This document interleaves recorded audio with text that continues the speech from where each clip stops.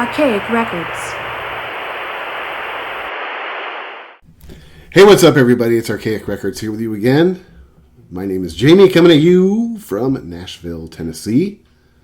And in honor of today being a St. Valentine's Day, I thought I'd talk to you a little bit about love, joy, pain, misery, loneliness, heartbreak, and crippling self-hatred.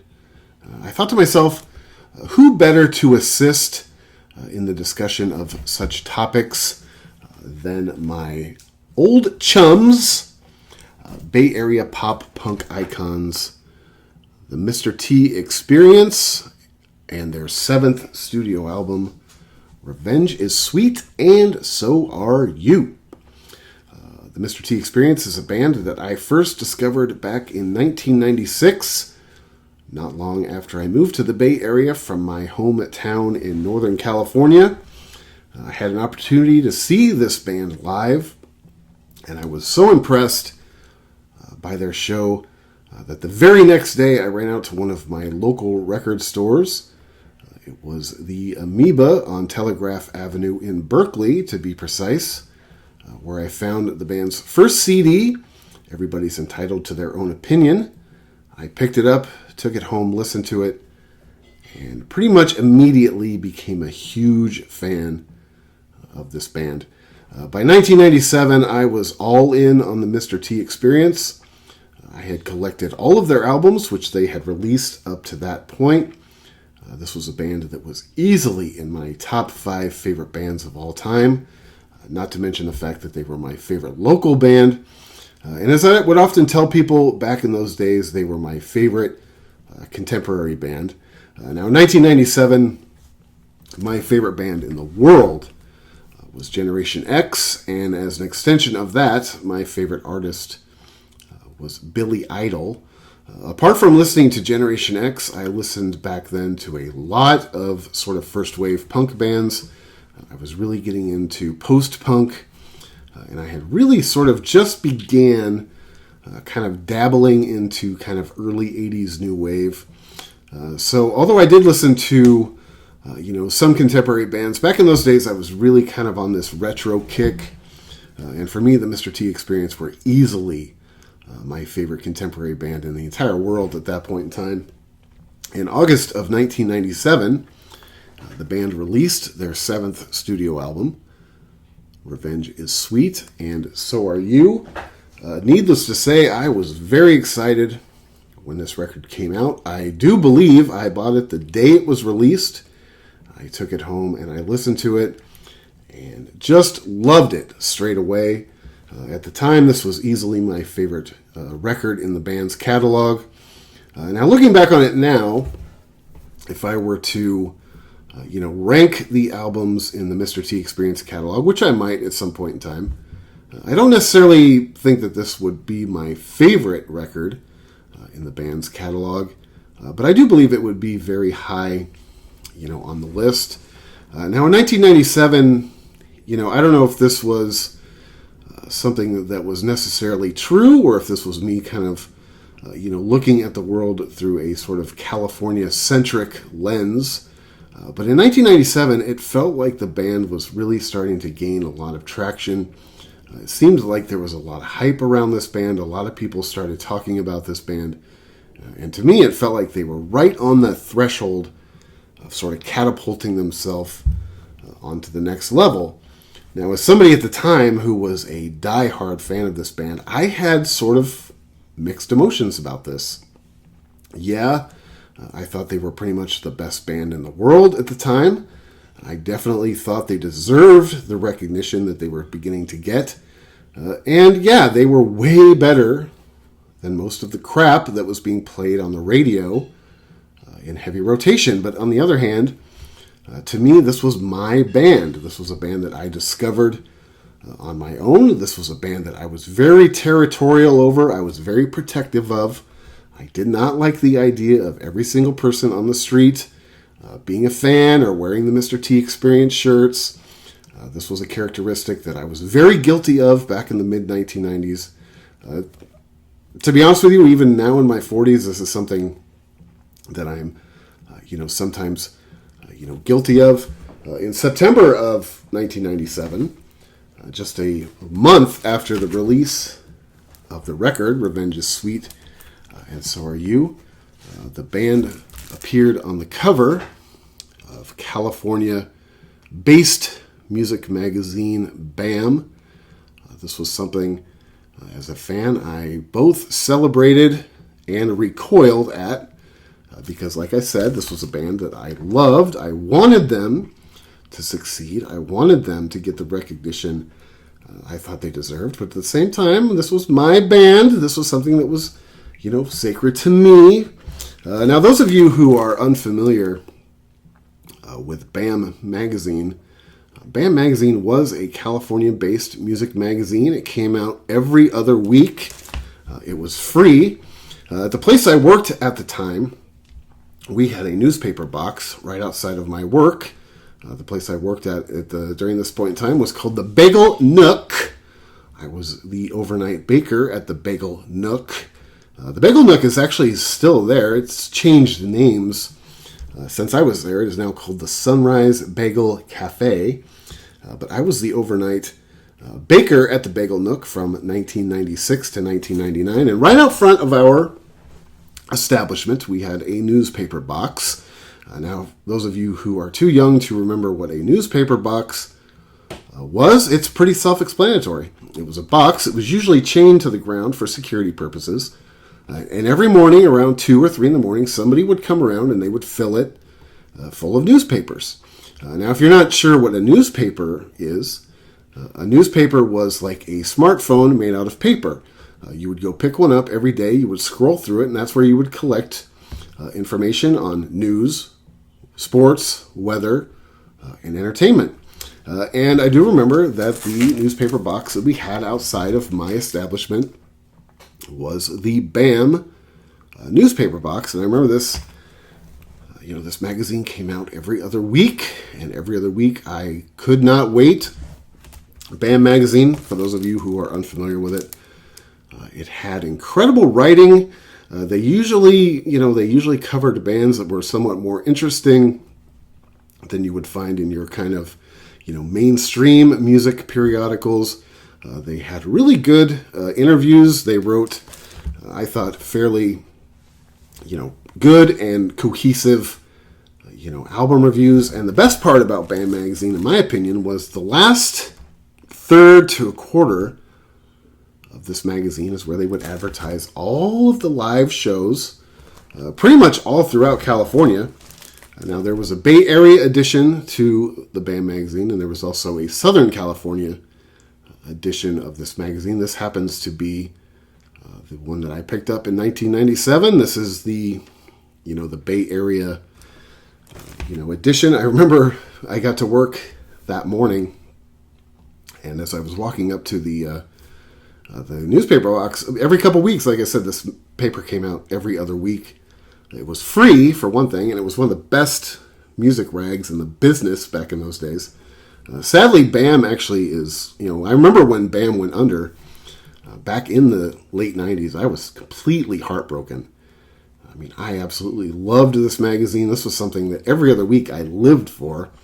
I've read recently that there is an online sort of presence of, BAM has come back with some sort of online presence. I haven't really spent that much time looking through it. But the day I arrived at my work and I discovered this gem peering out at me from inside the paper box.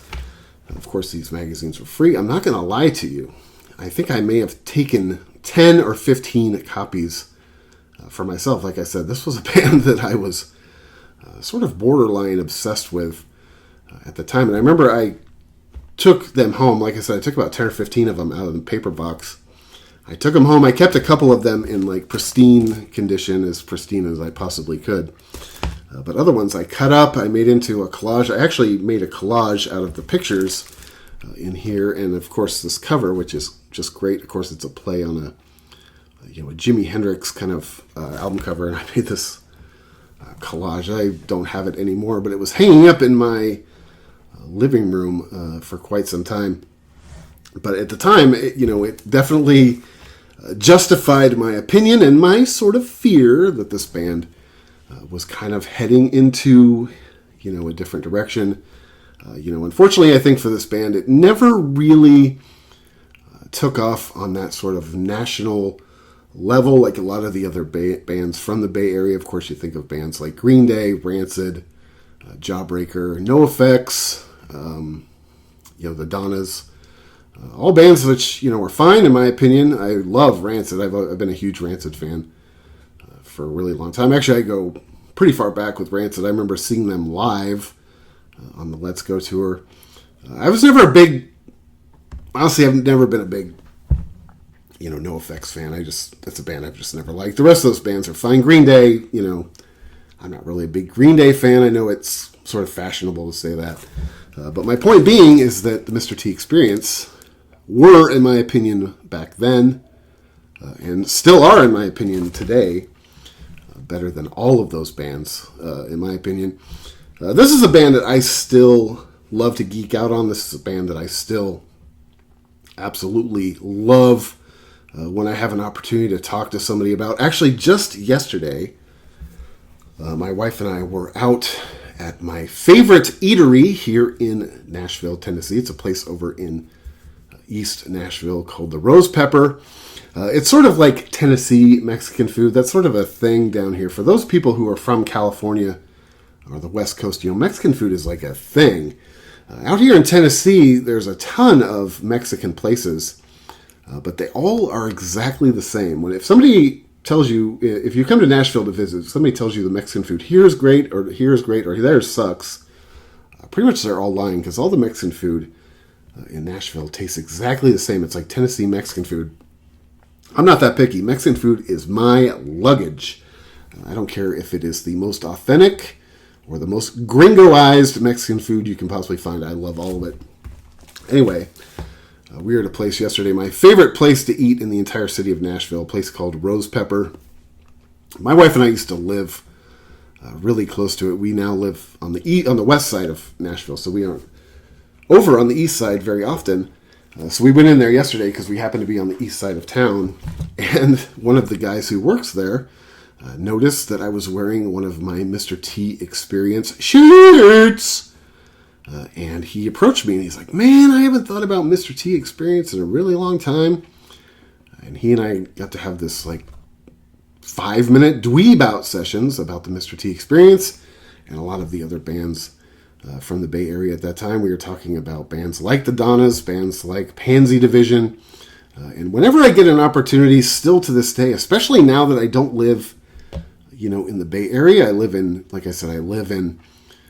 Tennessee, but my heart and my home really are in Oakland. And when I get an opportunity now to talk about this band with anybody who's in the know, it really warms my fuzzies because it does kind of make me feel connected to home. It makes me feel connected to this band, which I still love to this day. It makes me feel connected to my younger self. And so yesterday it was pretty cool. I got to talk to this dude for about probably just 5 minutes real quickly about the Mr. T Experience.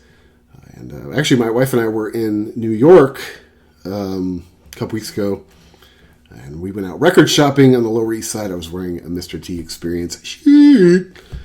And one of the guys who owned one of the record stores in the Lower East Side, we started talking about the Mr. T Experience.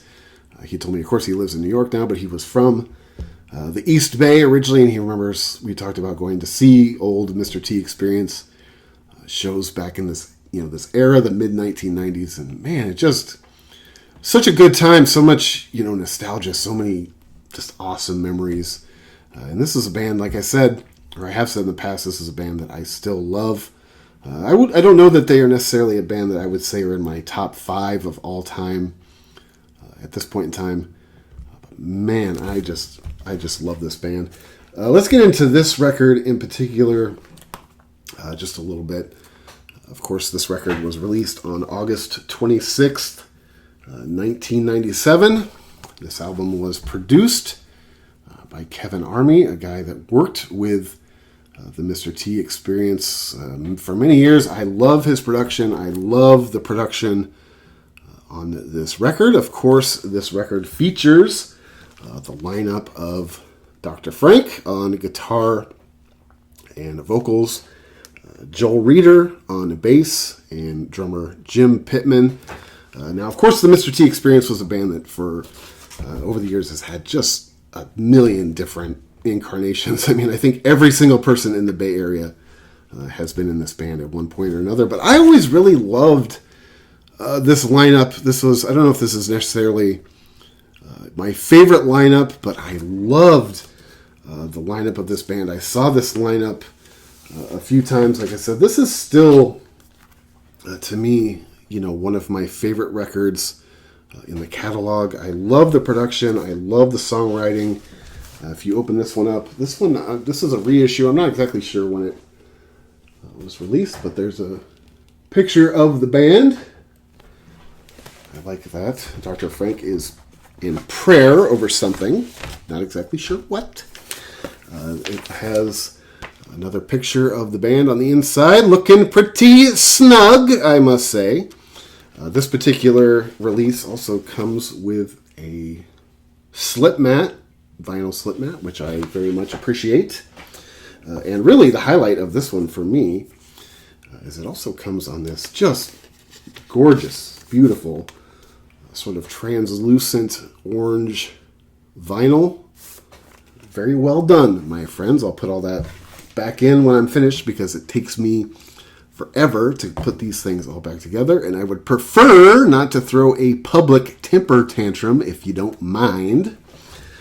Anyway, like I said, this record came out on August 26th, 1997. I bought it the day it came out on CD, and at the time, like I said, this was my favorite record by the band. I've always liked this lineup. I do remember one time back in around this era, I saw the band live, and I'm pointing at Joel Reeder because I remember I went to go see this band somewhere right around the time this record came out. At least it was during the time when this was the lineup of the band. And I remember I was enjoying the show quite a bit, but there was a girl standing behind me, very snotty, her and her other snotty little friend.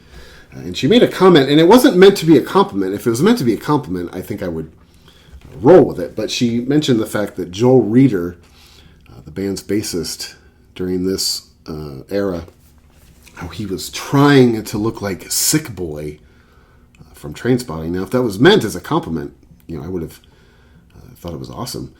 But I think she was trying to be derogatory. Trainspotting, by the way, is one of my top 5 favorite movies of all time. So. Anyway, let's get into this record just a little bit.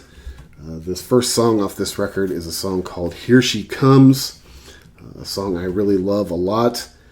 I think that this song is about being enamored by a girl that you perceive as sort of being, out of your league, so to speak. This is somebody that you definitely put on a pedestal.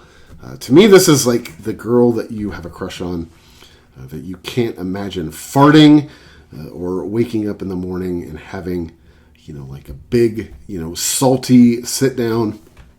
I think we've all put certain people in that position before. One thing I have to comment on again about this record real quick, generally speaking, again, I love the production. I love the songwriting. That is a constant within the Mr. T Experience. I think that Frank Portman is one of the best songwriters in the era, at least in this era, pretty much any era as far as like punk rock goes. I've always loved his songwriting. I love his sense of humor. He's bratty. He's snotty. He's self-deprecating. He's funny without necessarily trying to be funny. If I had to make one minor grievance or criticism on this record, I would be that this record in particular, if you sit down and you listen to the whole thing start to finish, to me this record doesn't have like a lot of diversity of sound like some of the other records in their catalog do. So I think sometimes when you listen to this record all the way through start to finish, some of it musically and stylistically sort of kind of bleeds together. But that isn't to take anything away from Frank Portman's songwriting. I love his songwriting. I love the way he looks at the world. I love his sense of humor. I love his sort of snottiness. And of course, I love his self-deprecating humor. Self-deprecation is like a big part of my shtick. The next song after that is a song called She's Coming. I really love the guitar intro on this song. I think musically, I think this is probably, at least in terms of the guitar playing, I do think that this is probably Dr. Frank's best album in terms of his guitar playing. I love the guitar playing on this record. I love the intro of this song, especially. You know, the guitar intro of this song, it just like really like grabs you right by the plums. You're sucked in immediately. To me, this song is about the elation and excitement you feel when you've got a date with somebody you just like really dig. I love the lyric, "I'm going to shave off my beard and I'll try not to act too weird." I think anybody like me who is socially awkward or perhaps can become uncomfortable around members of the opposite sex, I think that is a very relatable lyric. That's another thing about Dr. Frank's songwriting that, you know, me as a 20-year-old and me now as a mid-40-year-old is something that I still relate to. I find his lyrics very relatable. This is a song, actually, I remember, you know, I've spent days singing to myself when I'm put in that position of, you know, having a date with somebody that I'm really excited about. I remember, in particular, I started dating this girl I worked with. We didn't stay together. We just kind of went on a couple dates. But at the time, I thought that she was pretty awesome. And I remember one day she was supposed to come over to my house, watch some movies, and I remember singing this song to myself pretty much all day. The next song after that is a song called Love is Dead. This is another song that I absolutely love. This is a very, and I say this as a compliment, but this is a very Mr. T experience song, both musically and lyrically. This song is sort of pining over the one that got away, blaming yourself for everything that went wrong. To me, this is like the guy who probably, you know, he's been through a ton of bad relationships, and he's always sort of the culprit in the, you know, the demise of the relationship. And after every relationship ends, he thinks to himself, he tells himself, next time I'm going to just be different. I'm going to be a good guy. I'm not going to be insulting. I'm not going to be negligent. I'm not going to be rude. And, you know, and so he starts dating the next girl. And, you know, for a few months, he's on his best behavior. And then he kind of reverts back to his natural state. And he sort of, you know, he kills another relationship. And it's just sort of this vicious cycle. I've definitely been that person in the past. There were definitely relationships and situations and friendships, for that matter, I look back on. Not particularly proud of myself. Not that I'm usually very particularly proud of myself as it is. The next song after that is one of my favorite songs on the record. This song is called Hell of Dumb. Just to put it simplistically, this song rules. Here's a little geographic slang lesson for you. The term hella, at least as far as I'm concerned. Now, on this album, on the song on this album, Frank Portman spells it hell of, 2 words. But I always heard it, and I always, when I used to pronounce it, I used to say hella, like Hella. So hella, to me, is something back in the 1990s, in my opinion, you could tell that somebody was from the Bay Area, particularly the East Bay, by their use of the word hella. Now, this is something that I do genuinely believe started in Oakland and Berkeley. And I remember having, you know, if I would travel somewhere else, or in times, you know, in 1999, I left the Bay Area for the first time and I moved to Seattle. Whenever I would hear someone say the word hella, I would automatically ask them if they were from the Bay Area, and almost 9 out of 10 times people say, yeah, of course, hella, yeah. Now, if you're unaware or unfamiliar with how you use the word hella, here's a couple examples of it being used in a sentence. Like if you were hanging out with your friends, you know, and somebody catches your eye as they walk past you, you would say to yourself, man, that chick is hella snug. Or if, you know, you're hanging out with a friend and you kind of want to bust his balls a little bit, knock him down a peg, you'd be like, dude, your breath is hella stank. That was one that I would get periodically. I'm not going to lie to you. Anyway, this song absolutely rules. This song has a slide guitar solo that will just make your butthole pucker. It is absolutely incredible. This is one of my favorite songs on the record. Now, you may be saying to yourself, a slide guitar? That's hella dumb. I think you're hella dumb. And this song hella rules. So you can go ahead and kiss my grits. The next song after that is a song called Lawnmower of Love. Another song I love. Individually, I love pretty much every song on this record. I really don't think there's anything weak on this record. Like I said before, stylistically, there's elements of this album that sort of bleed together a little bit by the time you get to the end. I like this song, but this song to me is about, staying in a relationship that is clearly on life support. Whether it's a case of codependency or just simple practicality. The characters in this song are basically staying together, only out of necessity.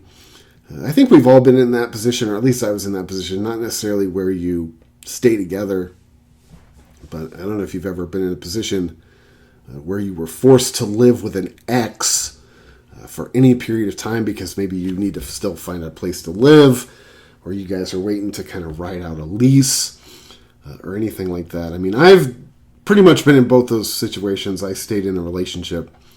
I was talking about this on my last video. There was a girl that I was with for 5 years, and she was quite lovely.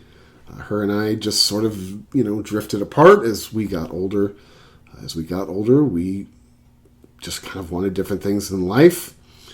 And, life just sort of tore us apart. It wasn't necessarily a happy, experience, but it was for the better. And I think things ended up, as amicably as they possibly could. But I do remember that we were forced to sort of live together for a couple months after the breakup because, we had a lease that was almost up. We didn't want to break the lease. We both had to find separate apartments. And man, did it get uncomfortable after a while. I remember her and I both kind of started, I wouldn't say dating because her and I were together for 5 years. And I don't think that either of us were necessarily looking for a rebound. But, we both kind of started hanging out with other people. And there was a night or two that I didn't come home at the end of the night. There was a night or two that she didn't come home at the end of the night. And it was just a terrible situation. Always makes me think of that song, Lawnmower Love. And even before we broke up, like I said, things ended as well as they could. But, it's just like, why are we doing this? The next song after that is The Weather Here Is Here. Wish You Were Beautiful. To me, this song has a little bit of a British invasion kind of sound, at least on the guitar work. I really love the guitar on this song. Like I said, this is probably, at least in my opinion, in the band's catalog, this is probably my favorite album as far as, Dr. Frank's guitar work on it. I really love this song instrumentally. I like the song lyrically. The next song after that closes out side one, which is the song Another Yesterday.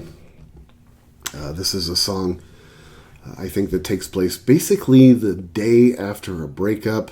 You wake up, I think you feel hollow inside. It's one of those things where basically you want the entire world to have sympathy and understanding for what you're going through. It's, the situation where you want to call in sick, but your boss is like, you're not sick. You got a whole bunch of work to do. You got all these people lined up. I remember going through a breakup. I think I told you this story actually on the tape, on the video I did about Dr. Frank's solo album, Show Business Is My Life. But there was a girl, her and I didn't stay together very long. We were only together 10 months. I made her a bunch of mixtapes, and, I put them on her door. I think I've told you that story. If you haven't heard it, go back and watch the Dr. Frank video I did. I tell you that story. But I remember the next day after that, after I discovered that she had thrown my mixtapes in the dumpster without even opening the bag of them, The next day, I wasn't at work. I don't know if I called out sick or if I just happened to have the day off. Either way, I wasn't at work, which probably turned out to be for the worse. I probably should have gone to work and at least, put it out of my mind. But, this girl and I weren't together very long, but she was somebody that I really liked, and she, basically broke up with me, and I was having a very hard time with it, at least for the first couple of days. And I remember one day, I was living in Seattle at the time, and I remember I was hanging out in my apartment, and I just couldn't take it anymore, so I had to just go out and just go for a walk. Had to get out of the apartment, get some fresh air, get something. I was going crazy, hanging out in my apartment, waiting for the phone to ring, or I don't even know what I was waiting for. And as I start walking, I just start taking a walk, and my brain is sort of half turned off and half going a million miles an hour, and I'm just kind of following where my feet are taking me. And I begin to slowly realize that I am walking towards this girl's work. I know intellectually that it's not what I should be doing. I should not show up at her work. But my feet are just taking me there. I can't stop them. And my brain is either too weak or too preoccupied with other things to intervene and say, hey, man, we shouldn't be doing this. So I remember I showed up at her work, sort of, like I said, almost half aware of how I even got there. I remember I walked into her work, and let me tell you, she was not very happy to see me. And I remember I just walked in, and I saw her, and I could tell that she did not want me there, and I shouldn't have been there anyway, honestly. It was a little stalkerish. And I remember I just kind of apologized. I was like, sorry, I don't even know why I'm here. And I turned around, and I walked out, and it was a long walk. It was a couple mile walk to get to where she worked. So I left, and I went back home, and I felt pretty ashamed of myself, I must admit. The next song after that starts off side 2 of this record. The song is called Swiss Army Girlfriend. This is another song about a love affair that begins as a raging inferno, only to realize that it's bound to fail. This reminds me of a situation I was in about maybe 12 years ago or so. I was living in Seattle, and I began getting messages via my email from a girl that I had worked with perhaps a year before. And she was somebody that I worked with, and her and I were friendly when we worked together. She had quit working where we worked together, because she left Seattle and she moved to California. And about a year later, kind of out of the blue, she began emailing me. And I began emailing her back, and it just sort of started this conversation. Now, the weird thing about all of this, which is sort of, I don't know if it's, the work of a higher power or, what to think of it. But I remember at the time I was really sick of Seattle. I was really looking for a way to get back to California. It's funny because I hadn't really told anybody that I wanted to go back to California, but I had this urge to go back to California. And this girl and I, we began to basically sort of dating via email. And the situation got to where it was like, okay, we're basically together, but we live in 2 different states. How are we going to make this work? How is this going to manifest itself? Basically, it was decided that I would move. She was living in Santa Cruz at the time. And it was basically decided that I would move to Santa Cruz and I would be with her. Now, again, this was something that hit me as being not just a coincidence, because I was specifically wanting to go back to California. And I had no idea that this person was going to start emailing me literally out of the blue. I mean, this was something that even when we worked together, it wasn't like we were chums. It was just like we were coworkers. And all of a sudden she's emailing me out of the blue, and now we're together, and I'm going to get to California. The whole thing seemed like the work of a higher power. So basically I get down to Santa Cruz, and her and I just hit it off great. For the first month and a half, things are going great, as well as you would want them to. well, I shouldn't say month and a half, maybe the first month. And then things just pivoted, like violently pivoted. Things completely changed. She lost all interest in me. I know it's hard to imagine, but she lost all interest in me. I couldn't do anything right. I tried everything I could. I was on my best behavior.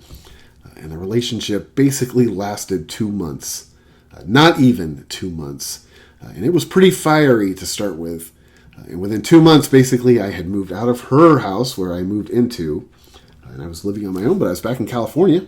And I ended up meeting my wife to boot. So at the end of the day, I pretty much got everything I wanted. Anyway, the next song after that is a song called And I Will Be With You. This song is a song for people. This is a song for, I think this is a song about people that are just in, just incredibly dysfunctional relationships. The song talks about how, you could basically call out sick for work the day after a very night of dysfunctionality. I do remember my ex-girlfriend, my most recent ex-girlfriend who I was with for 5 years, her and I were very dysfunctional together. It was a very ugly situation. It's not something that's particularly funny to joke about, although I do joke about it quite frequently. But basically, her and I started dating because we were drinking buddies, sad to say. And that was like the one thing we had in common when we first met. And we both love to get down with the booze. Too much, really. But that was like kind of how we based our relationship. So it's hard to imagine, looking back on it, how a relationship like that could possibly fall off the rails. But this song makes me think of that because the song talks about how dysfunctional the relationship is. And man, I could bore you with lots of terrible stories from those 5 years of my life. But the song talks about, waking up and calling out sick for work because you're just too dysfunctional to even wake up in the morning. Now, sadly, or at least, I don't know if this is a good thing or not, but me and that girl were a little bit more functional than that. I mean, I never called out sick for work, even on the days when I was drinking until 3 o'clock in the morning and had to be at work at 9 in the morning. And I wake up and think that nobody, and I'd get to work in the morning and thought that nobody noticed. Yeah, I'm sure I was fooling a lot of people. Anyway, that's what that song reminds me of. It's not a very happy song to me. It is a song that reminds me of a very not good relationship that I found myself in. A relationship that I also shouldn't have been in to begin with, but it was a relationship I couldn't even find my way out of at a certain point in time. I was it became gross. It was codependent. It was horrible. The next song after that is a song called Who Needs Happiness? I'd Rather Have You. I think this song is basically about somebody who becomes your meaning in life. They become your will to live. To me, this song is uneasy. It's desperate. It's a lot of pressure to put on somebody else to appoint them as your happiness. And that's what this song makes me think of. This song is incredibly well written. I mean, all of Frank Portman's songs are incredibly well written, but this song kind of makes you feel uncomfortable. I really love this song. The next song after that is a song called When I Lost You. This song lyrically is brutal. The person in this song is completely shattered. To me, I assume that the person in this song might be going through their first, real breakup. I remember, my first real breakup was when I was living in the Bay Area. It's pretty much how I ended up living and moving to Seattle, to be honest with you. I was living in the Bay Area, and me and the girl that I had been with for, I think we were together 3 or 4 years. It had to be 4 years. Anyway, she was my first real girlfriend. She was the one that I moved to the Bay Area with. And her and I ended up breaking up. Of course, we were, the time we were together, we were 18 to 22 years old. It was just how it goes when you're that young. But for me, I had a really difficult time getting through that first breakup I mean, there were times I felt like a total corpse. I lost my mind. I couldn't focus on anything else. And I ended up getting into a fight with somebody who I thought that she had been with, or maybe she had been with. And I ended up getting arrested for it. And the whole thing just turned out to be horrible. And I made the decision, basically, Seattle was a place that I'd always wanted to go. It was a place I'd always sort of wanted to live, even going back to like high school and things like that. So basically to escape the shadow of that relationship, I ended up leaving California altogether just to sort of get away from my first breakup, which honestly at the time I didn't know if I was even going to get through it. The next song after that is a song called I Don't Need You Now. This is a song that I absolutely love. This is one of Frank Portman's acoustic songs. This is a song that does sort of break up a little bit of the, I don't want to say monotony, but like I said, some of this record stylistically and musically kind of like bleeds together. I always look forward to, whenever the Mr. T Experience puts out records, or especially on Frank Portman's solo record, Show Business Is My Life, I always kind of look forward to the acoustic songs. For one thing, Frank Portman is a great acoustic guitar player. I really love the change of pace. I love his voice when he sings acoustic songs. And one thing about this song that stands out to me is if you listen, you don't have to listen closely, but if you listen, you will detect that somebody is playing the recorder. And I remember at the time when this record came out, I played this song for one of my friends. Now, he was my friend, but he was one of those guys who was really into bands like Exploited and One Way System. He was like a punk guy, like hardcore punk guy. He didn't really have a lot of use for the Mr. T Experience anyway, but I remember playing him this record, and I wanted his approval on it. And when this song came on and he heard the recorder, he about lost his mind over that. He's like, man, this is some ironic hipster bullshit right here. I was like, how do you know it's ironic?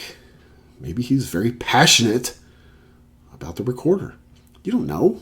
Who are you? You don't know anything. I love this song. I love this song back then, and I love it even more now. It's one of my favorite songs on the record.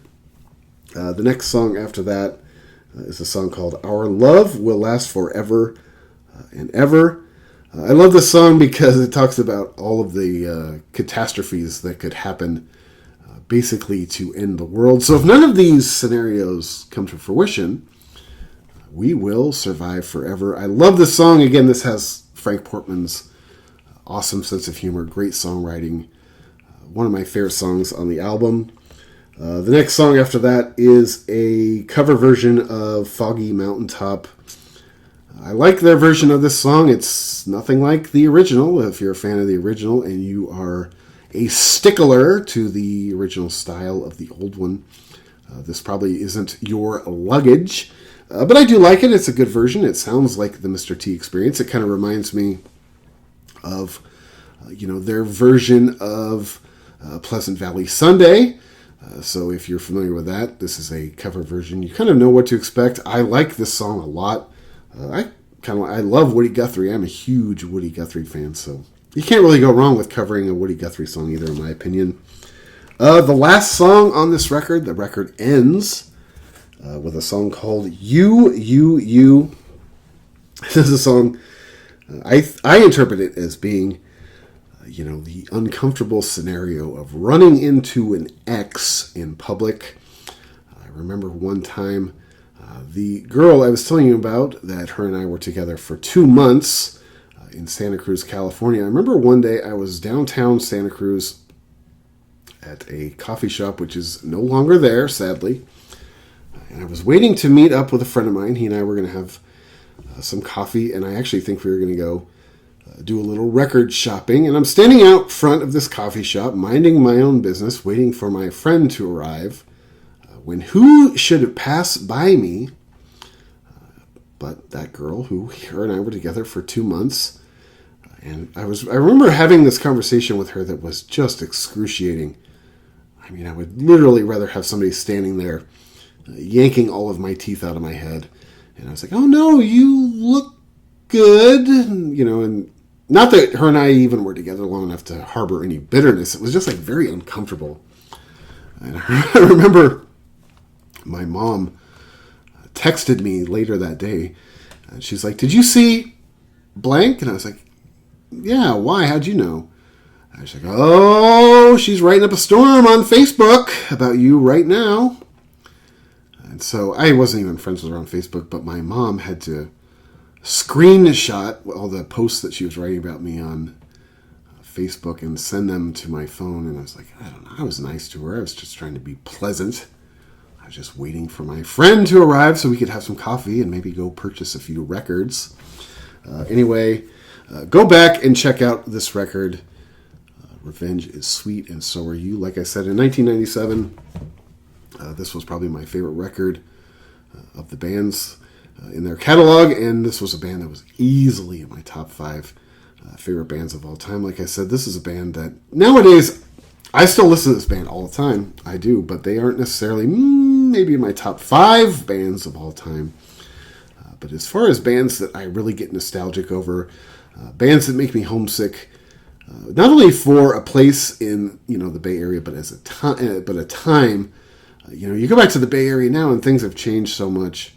And I mean, that's natural. That's just life. Things change. You have to adapt. But it does make me, when I think about this band, and I think about you hanging out on Telegraph Avenue and going to see these guys live, all the time, and being so excited about this record and other records that would later come out by this band. It really, and I know this is just the pinings of somebody who's getting older, but man, it really makes me nostalgic for living in the Bay Area in the mid-1990s. It was such a great, fun, exciting time. So if you haven't listened to this record, or if you haven't listened to it in a long time, please go back and listen to the Mr. T Experience.